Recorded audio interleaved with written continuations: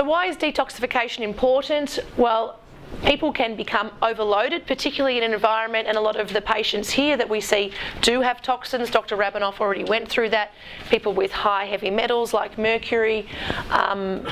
We have done some testing, or Dr. Rabinoff has done testing where he sent bloods off to Acumen, and the toxins we see in everyday chemicals. For example, one patient, we're investigating a toxin. I didn't know what it was. It was a really long name. You might remember the name. The one that's found in Dettol. So a particular patient had really high amounts of this particular toxin. It was a chlorophenol, I think, 2,4-dichlorophenol or something like that.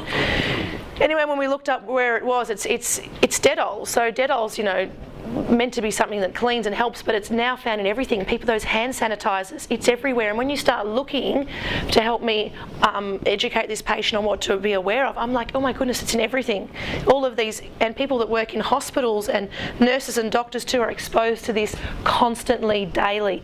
And even though these things are meant to be safe, when you go and look at the research, which I did for this particular patient, the amounts they're looking at are very low level. So they've done some tests where they put people in a bath with sort of Dettol type, with this particular toxin, and they're in the bath for half an hour for 4 days or something, and they said, oh, it was excreted quite quickly. People are exposed to this for more than 4 days. The research doesn't go on for years, and now it's the toxic load. There's just so much more of this in our environment.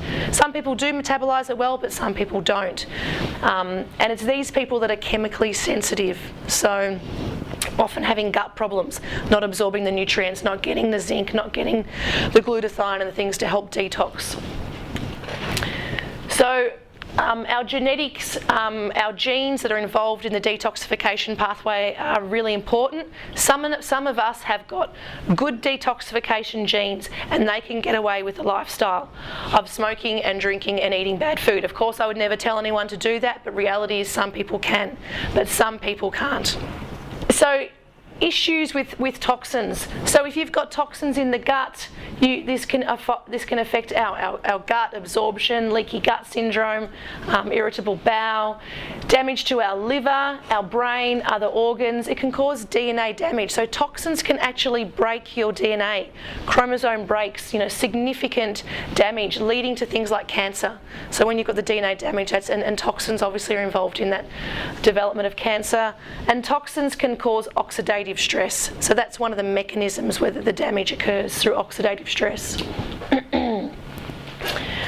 Where do these chemicals come from? A poor diet. So if you're eating, you know, this crappy processed food, then there's lots of chemicals, preservatives, colours, flavours, things like that, these chemicals in our food.